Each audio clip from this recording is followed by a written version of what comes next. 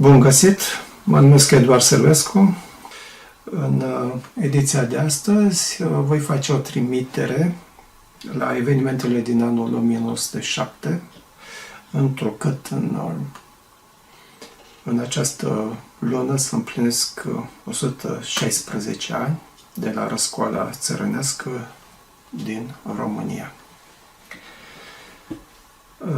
Vreau să spun că în această ediție voi face o trimitere la ceea ce s-a întâmplat la Buzău, răscoala țărănească din Buzău, desfășurată în pe parcursul lunii martie. Întrucât de cele mai multe ori există o informație sau se popularizează una și aceeași informație despre evenimentele petrecute la Buzău, am găsit de cuviință să arăt și o altă latură a ceea ce s-a întâmplat în orașul Buzău mai întâi și în apropierea orașului, cât și în teritoriu. Pentru început, să spunem că răscoala din 1907 a început undeva în județul Botoșani și s-a propagat, dacă în teritoriu, dacă a început în februarie, primele mișcări de nemulțumire a țăranilor au apărut în orașul Buzău, în județul Buzău, începând cu luna martie, în prima decadă a lunii martie. Pentru început avem o răsculare a țăranilor în Mizil, pe atunci localitatea Mizil, care era o comună urbană, aparținea de județul Buzău. Populația de acolo, mai precis în satele Baba Ana și Condoratu, și-au arătat nemulțumirea, cerând pământ pentru hrană. Imediat această răscoală, să spunem, de la Mizil, a fost adusă, să zicem, s-au liniștit lucrurile, numai că la scurt timp, și de acum avem de-a face cu un eveniment care nu a fost reflectat absolut deloc în lucrări de istorie, avem de-a face ca în orașul Buzău, pe data de 11 martie, să aibă loc o manifestare de nemulțumire, de data aceasta a mahalagiilor, a rezerviștilor din regimentul 8 Infanterie, dar și a unor săteni, în special din partea de sate din Valupaș Stâncești, care au putut intra în orașul Buzău traversând râul Buzău. Pe strada, mai precis, Dobrogei, această masă de oameni, de câteva sute de persoane, aveau de acum intenția să înainteze spre primăria orașului, scandând lozinci de nemulțumire, dar totodată această manifestare a oamenilor a avut și un caracter antisemit. Pentru aceasta trebuie spus de aminteri că manifestarea din 11 martie are la bază revendicările țărănești, dar așa cum avea să se întâmple și în restul teritoriului României, la un moment dat populația a simțit, să spunem așa, care ar fi adevărul din spatele declanșării răscoalei din 1907 și și-a îndreptat, să spunem, o atitudine împotriva comunității evreiești, astfel că pe strada Dobrogei a fost vandalizate foarte multe magazine ale evreilor, prăvăliile evreilor, au fost aruncate marfa acestora în plină stradă și s-a ajuns la un apogeu, astfel încât a fost devastată sinagoga, templul israelit și școala primară din vecinătate. Întrucât lucrurile au degenerat foarte mult, autoritățile prin prefectul județului s-au mobilizat și au reușit să pună capăt acestei deplasări a maselor de nemulțumiți. Repet, mahalagii, rezerviști și o mică parte de țărani pe strada mare, actuală strada Cuza-Voda. A existat un dialog și în cele din urmă s-a ajuns la o acalmie a situației, s-au efectuat și câteva arestări, dar ceea ce s-a întâmplat în Buzău pe 11 martie avea să fie momentul care a declanșat o escaladare a masei de țărani, a țăranilor de pe Valea Slănicului.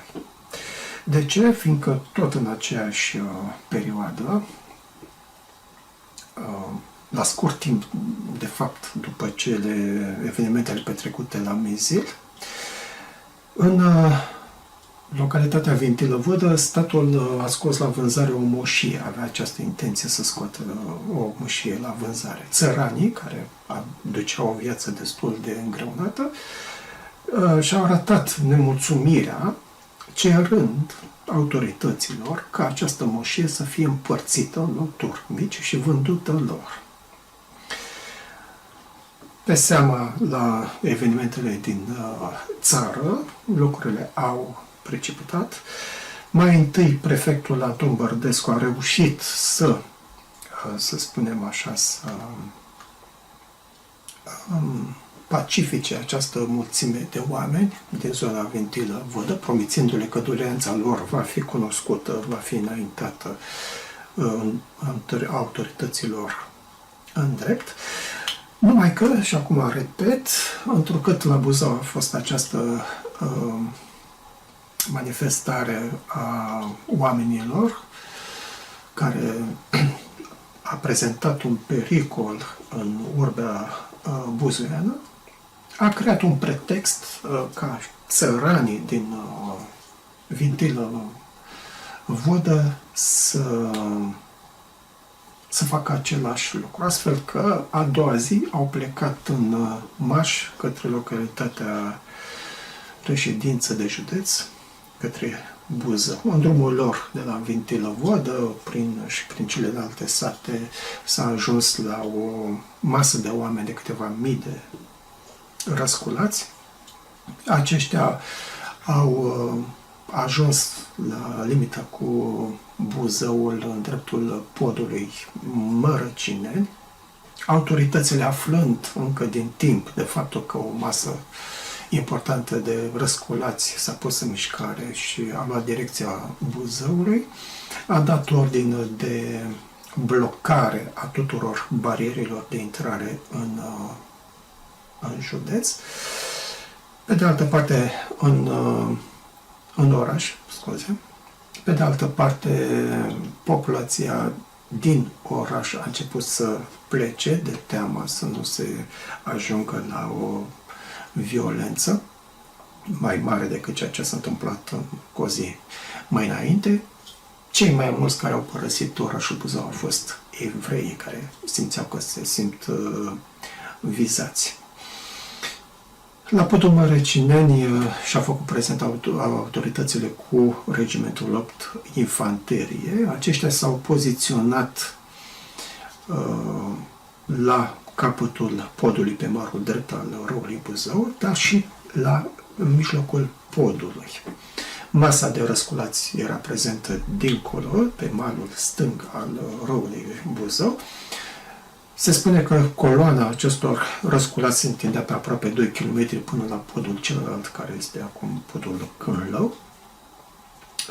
Existau scandări ale răsculaților că vor pământ, o ieftinire a învoielilor agricole. La un moment dat s-a mijlocit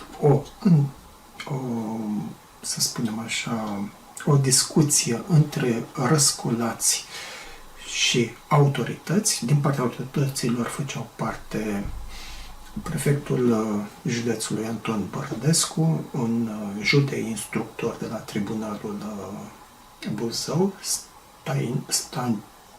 Stancovici, dacă nu mă înșel, un prim procuror, Eustațiu, și comandantul companiei a 8-a, regimentului 8 infanterie, Vasile Munteanu.